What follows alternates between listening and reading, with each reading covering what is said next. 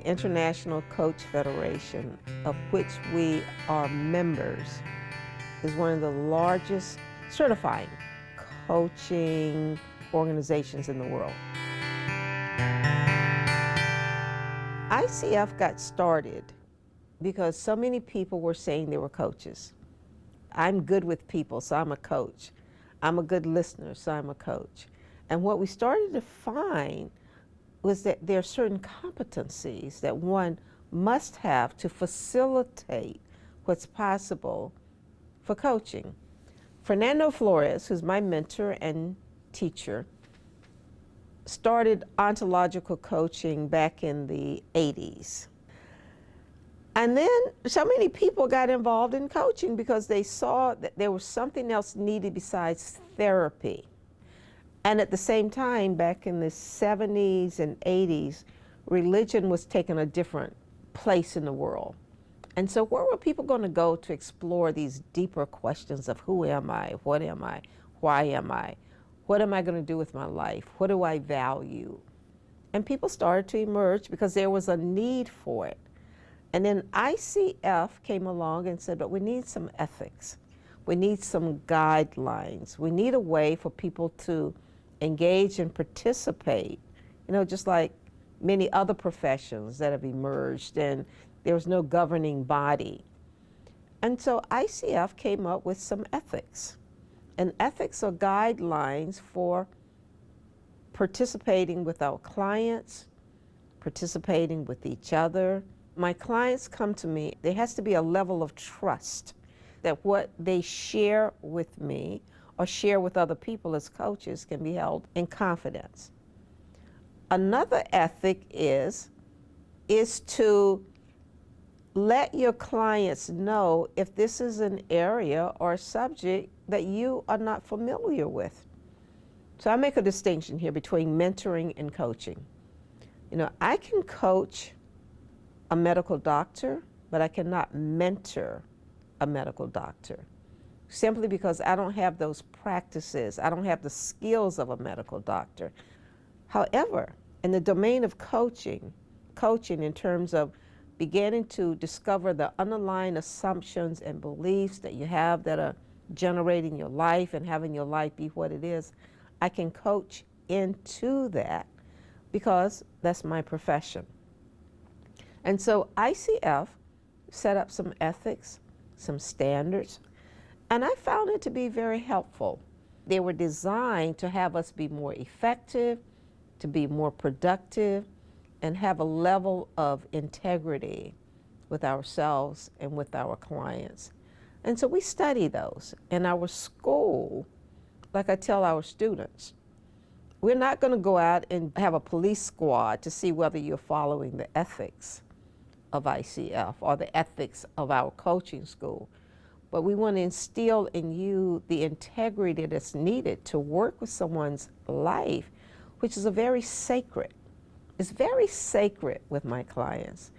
They come to me with their hearts, their commitments, what they care about, and I do my best to show them that it matters to me, and that to be honorable with them allows them to then emerge in ways that cannot emerge if we have no ethics, no integrity, and no authentic care. What are you going to be when you grow up? Anybody ever ask you that? What are you going to be when you grow up? And everybody says something, but then we forget. We stop dreaming. We stop saying what's possible. And the world that we live in today is designed to have us not ask those questions anymore, to doubt ourselves, to doubt what's possible for us. And so coaching, in terms of awareness, is about asking this question: what's possible? Like, really, what's possible?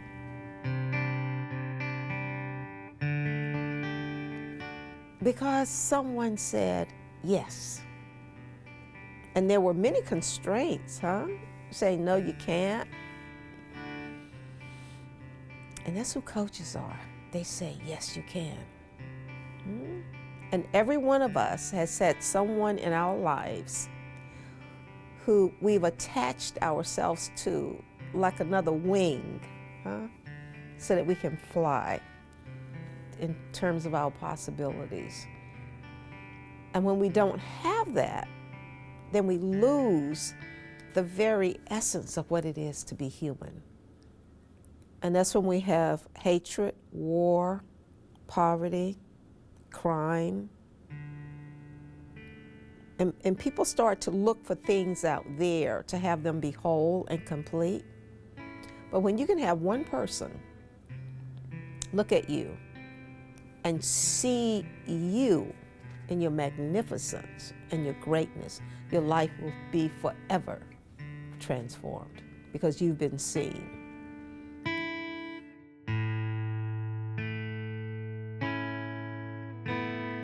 So there are two distinctions I want to make here. There's a distinction of responsibility and accountability. Responsibility has to do with a responsiveness to the life that I am a participant in generating. Quite often responsibility is looked at in terms of you're a victim of, or you take credit for something that's occurring. And this sense of responsibility, we're saying that the world is occurring out of my participation. I may not know what that participation is, but it has something to do with my languaging, it has something to do with my attitudes, my assumptions, my beliefs, my ways of being. But the world is just not occurring by itself in this model.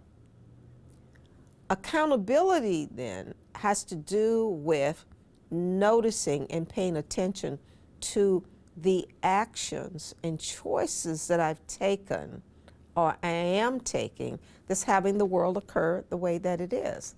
So to account for, it's like I was visiting my accountant last week, and he was asking for, well, how did this get to be this way? How did this get to be this way?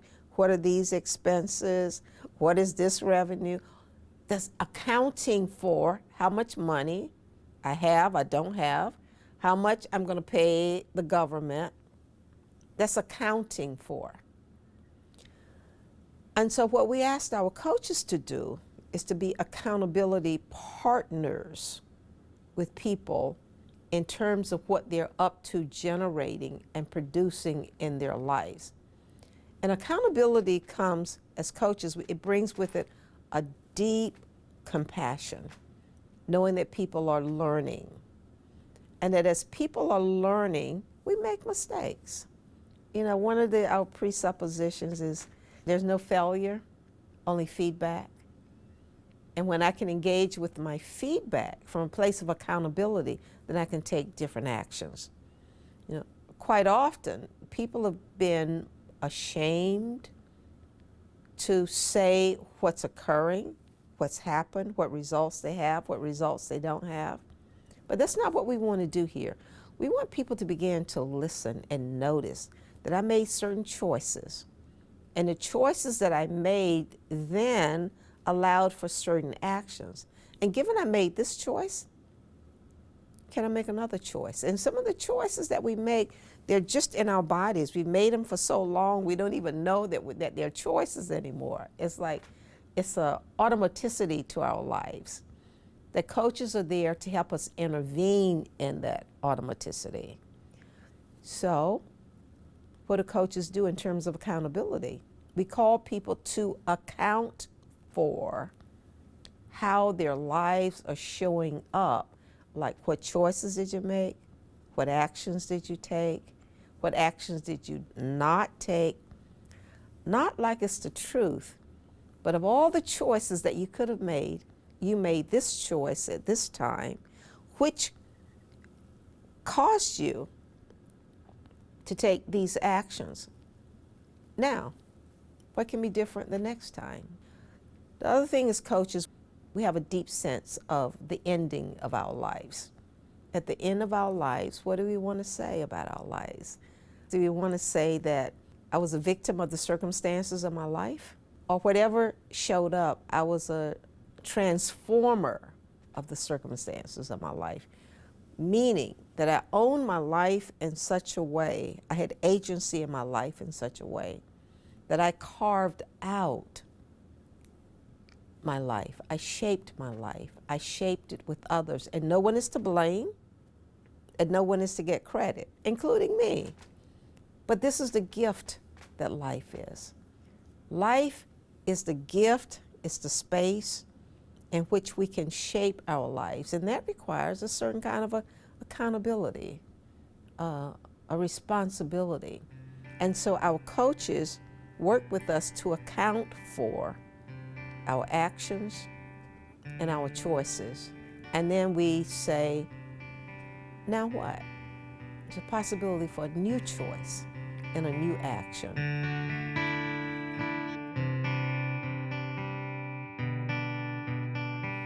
You know, life is amazing. It really is becoming an empty space in which we get to express our commitment. And when our commitment is tied to a selfish, disconnected way of being, we can only hurt each other and this beautiful planet, our home that we share. And so our work is about expanding our awareness that there's something magnificent about us, about life. And in that magnificence, we began to create, we began to generate the institutions, the structures, the governments, the cities and the families that can thrive and really thrive in a way that's never happened on this planet before. And all of us are being called to action. And we're being called to care, to fundamentally care about each other and this planet that is our home. And I welcome you to come and participate with us. We don't have the answers, none of us do, but in our collective opening and learning, we can generate something that no one person can generate here on this planet.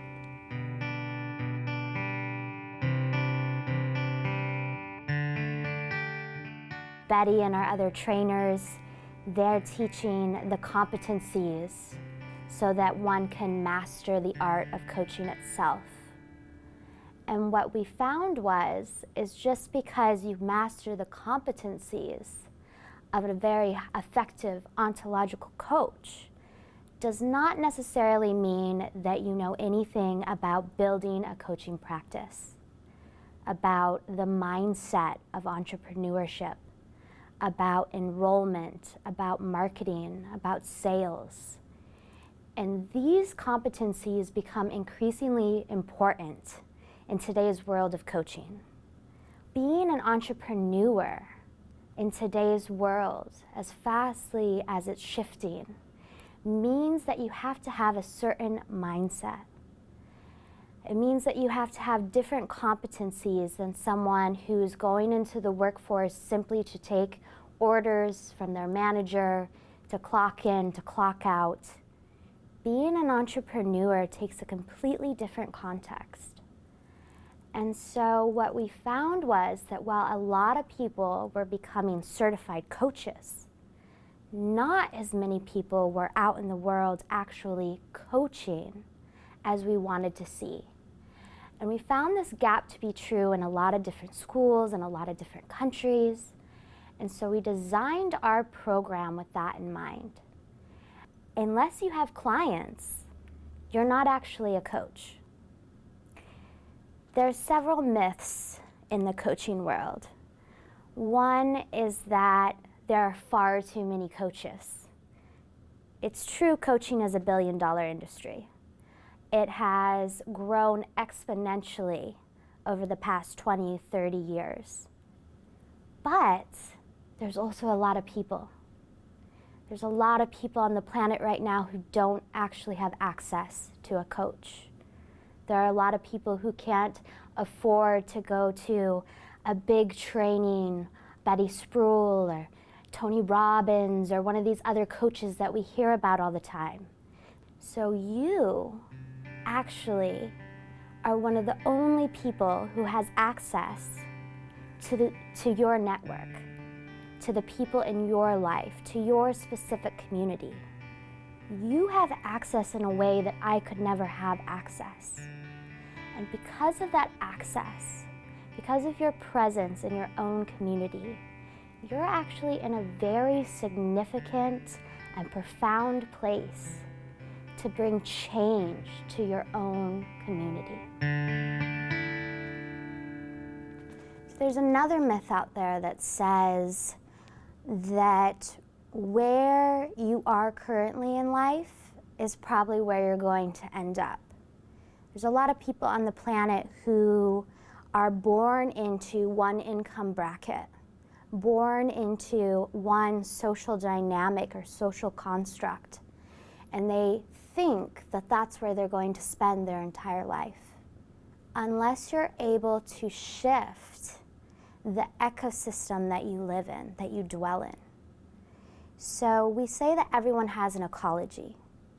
And in that ecology, if you're not able to become aware of what has you in a particular income bracket, if you're not aware of what's setting you up to have your world appear the way that it appears, then we're stuck. We're blinded to our own possibilities. So one of the things we teach in this course is, how can you become the context to raise yourself from one position to another? So if you're saying, I want to have more income, I want to impact the world in a larger way, then you have to take yourself out of the context that you're in and produce something different. We don't want this course to be another course that you take, you get certified, you personally develop. Personal development is this huge industry right now. How do you stop being a consumer of personal development, a consumer of transformation, and actually become a producer of transformation? That's really at the heart of building a coaching practice. Going into people's lives and creating the type of context for them to thrive versus the context that has them currently struggling. So if you want to really become a producer of transformation, a producer of moods, a producer of excitement, a producer of joy, a producer of possibility, then there's certain ways of being that you must embrace. There's a certain mindset that you must open yourself to. If you can open yourself to this different mindset, the mindset that I call the mindset of an entrepreneur, then you have a greater capacity to bring change to the earth. One of the most important things about being an entrepreneur, especially in the coaching industry, is a profound commitment to not only yourself, but to others. We're living life right now in a network of commitments. And these commitments are producing the kind of world that we see around us. One of the questions I've been in recently is, why coaching? Why does coaching even exist? You know, there's so many different modalities on the planet for learning, for growing, for expanding, teaching. There's so many. So why coaching? I think coaching arose because there's a concern right now on the planet that isn't actually being met. What's that concern? There's separation. There's this conversation of them versus us. There's extreme poverty. And if we are to take these concerns and look at them very carefully, what we see is that our commitment has not been to actually solve these problems. The general commitment has been around producing more material wealth, continued separation, continued oppression. So coaching was born to start addressing these concerns in a meaningful and powerful way. If we really get committed to addressing these concerns, committed to becoming one with each other, committed to not only the suffering in my community, but the suffering in the community next to me and across the globe, then we can begin to have actual solutions. And I don't want to just talk about this on a grand scale, because it is obviously happening on a grand scale. And sometimes that can feel really overwhelming.